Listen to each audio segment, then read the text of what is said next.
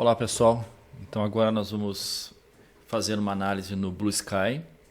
Então lembrando que esse exercício, né, de análise fatorial eu já fiz ele de forma um pouco mais completa na verdade lá no Jamov, e eu recomendo, né, que vocês utilizem o Jamov para fazer a análise dos fatores. Eu já vou explicar por quê. Bom, mas aqui está o resultado final, né, dos dois fatores encontrados.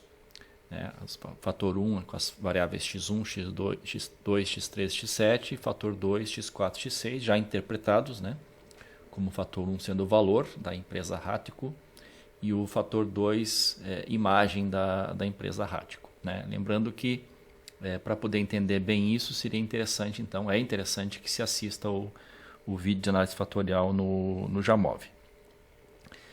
Bom, dito isso, né, lembrando que x5 ficou de fora, né, porque x5 feria lá a suposição do critério de Kaya-Meyer-Oken de adequação da amostra. Então, de x1 a x7, não incluindo a variável x5. Então, nós vamos agora, né, rodar essa análise fatorial no Blue Sky. E após estudar esse pacote open source na sua funcionalidade relativa à análise fatorial, então vocês podem observar aqui no help, né, a hora que vocês vão executar aqui a análise fatorial no Blue Sky, ele fala qual que é o método de extração. Né? Então o método de extração é o Maximum Likelihood Factor Analysis, que é o critério da máxima verossimilhança. Eu já chequei esses resultados gerados por esse critério, são idênticos, né? São iguais aos resultados obtidos pelo Jamov utilizando esse critério de extração. Então vamos gerar os fatores, vamos rodar a análise fatorial e gerar os scores fatoriais. Então já deixei aqui aberto o programa. Só que um detalhe, né? Então eu venho enfrentando algumas dificuldades com os tipos de arquivos, né? Embora o Blue Sky seja bastante flexível quanto ao tipo de arquivos que ele abre, pelo menos eu venho enfrentando dificuldades em abrir alguns arquivos em Excel, em CSV, enfim. Uma opção que eu encontrei foi, aqui já estou no diretório correto, trabalhar com um arquivo TXT. Tá? Então já salvei aqui os dados como TXT. No caso separado por tabulações, e o meu separador decimal é a vírgula. Okay? Isso é importante colocar. Bom, na verdade, né, eu quero fazer uma análise posterior com os scores. Né? Então, depois que os fatores estiverem gerados, eu quero fazer a comparação com o tamanho de empresa. O tamanho de empresa que é a variável x8, que está lá no banco de dados. Então, vamos fazer o setup, categorizar corretamente essa variável x8, que aqui ela abriu como escala, né? Então aqui em variáveis, vamos pegar aqui a variável x8 e vamos fazer ela como sendo um fator, ok? E podemos aproveitar aqui e substituir 0 por empresa pequena, que na verdade é uma codificação utilizada lá pelo RER, e empresa grande. Ok? Ok, então x8 já ficou ok.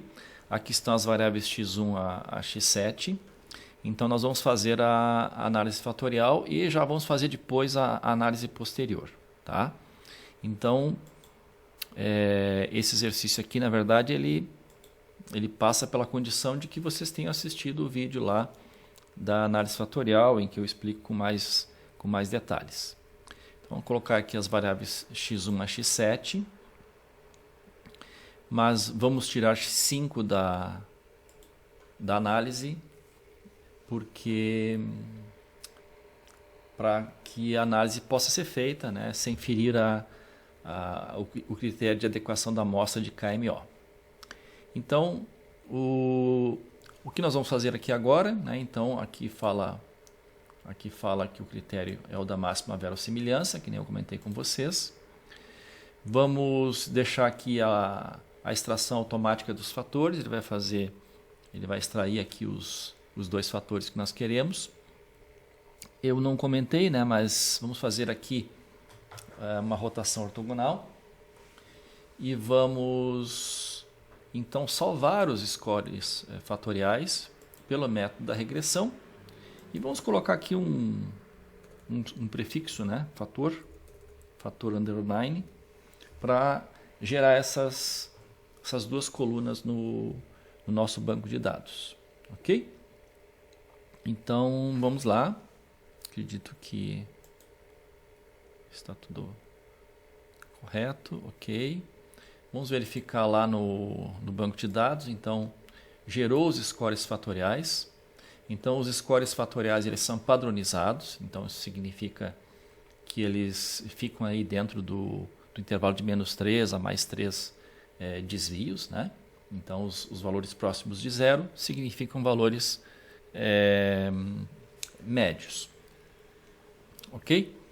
Então, vamos dar uma olhada nos resultados. Os resultados são os mesmos, né, que eu encontrei no exercício anterior. Aqui estão as cargas fatoriais, né, o percentual de variância explicada. Na verdade, isso já está interpretado, né? Eu já tenho os fatores aqui interpretados. O fator 1, então, é valor básico, e o fator 2 é imagem Hátiko. Ok? Então, eu não aconselho utilizar o BlueSky para fazer análise fatorial diretamente. Pela minha experiência das últimas semanas, aí, eu aconselho fazer no Jamov, né, e depois, se necessário, utilizar os scores, né, se não quiser calcular os scores, que tem formas de calcular, fazer da forma que eu estou fazendo aqui, utilizando o método de extração da máxima verossimilhança. Ok? Então, vamos lá no banco de dados. Ok? Então, vamos mudar o nome das variáveis. Então, a variável fator é valor. Acho que é valor básico, se não me engano. Não utilizar acentuação. E imagem. Imagem Hátiko, né? Então, esses dois fatores, o fator 1 associado com o valor da empresa e o segundo fator associado com a imagem. Ok? Então, lá no banco de dados, né, os scores fatoriais estão aí com essas duas grandezas. Bom, mas qual que é a pergunta? A pergunta é, então, utilizando os dois fatores, né, se esses dois fatores que têm dois significados distintos, valor e imagem, como é que é a relação deles com o tamanho de empresa, né? Lembrando que esse resultado, aí, esse questionário, são percepções dos clientes da Hátiko. Então, vamos fazer o quê? Vamos fazer uma análise. Como o x8 é uma variável categórica que tem dois níveis, né? São duas opções, empresas grandes ou pequenas, nós vamos fazer um teste T. Né? Claro que deveria verificar aqui as suposições para se utilizar um teste T, ou se elas não forem atendidas, fazer um teste não paramétrico, mas para efeito de exercício vamos admitir que essas condições são possíveis. E aqui vamos fazer aqui no próprio BlueSky, né? Então, aqui na opção de médias, vamos pegar então teste T para amostras independentes e vamos pegar aqui os dois fatores, valor básico e imagem da Hátiko.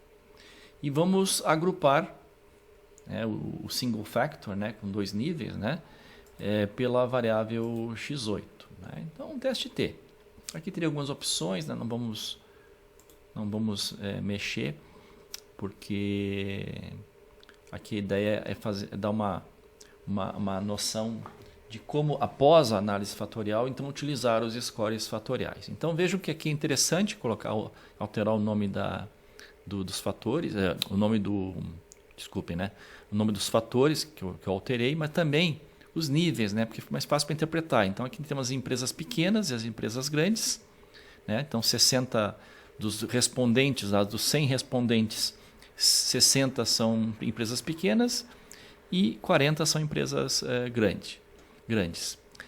E aqui a mesma coisa para o fator imagem. Bom, essa interpretação aqui eu vou fazer ela rapidamente, mas em aula a gente fez essa interpretação com mais cuidado, né? Mas enfim, vamos lá. Então lembrando que são valores padronizados nos scores, né? Então a média de valor das empresas pequenas é menos 0,5, ou seja, é uma média próxima de zero e negativa, e empresas grandes uma média acima de zero e positiva, né? Então é uma indicação de que as empresas grandes têm uma percepção de valor maior, né, em relação a Rático. E aqui na questão da imagem, né, a percepção de imagem das empresas pequenas e empresas grandes em relação a Rático, no valor padronizado, os valores aí são valores próximos de zero, que significa próximos da média. Fazendo o teste T, o que aconteceu? Conforme esperado, então, aqui para valor deu diferença estatística, então as empresas grandes realmente elas têm uma percepção de valor diferente das empresas pequenas, e isso interfere nas estratégias, né, que a empresa tomaria em relação a esses dois tipos de clientes, né, porque aqui as empresas são clientes. E no caso da imagem, né, tanto não há diferença estatística, tá? Então a diferença, aspectos relacionados com a imagem da empresa não são influenciados aí pelo caso da empresa ser pequena ou empresa ser grande nesse exemplo. Então, lembrando, né, que para interpretar esses valores nos scores, tomar cuidado, né, que observar então não só o valor do carregamento fatorial de cada variável em cada um desses fatores, mas também o sinal, né? Então, se o sinal for positivo ou negativo, a interpretação deve ser feita com cuidado, ok? Mas esse é um exemplo então de como utilizar os scores fatoriais após a análise fatorial. Muito obrigado, até mais.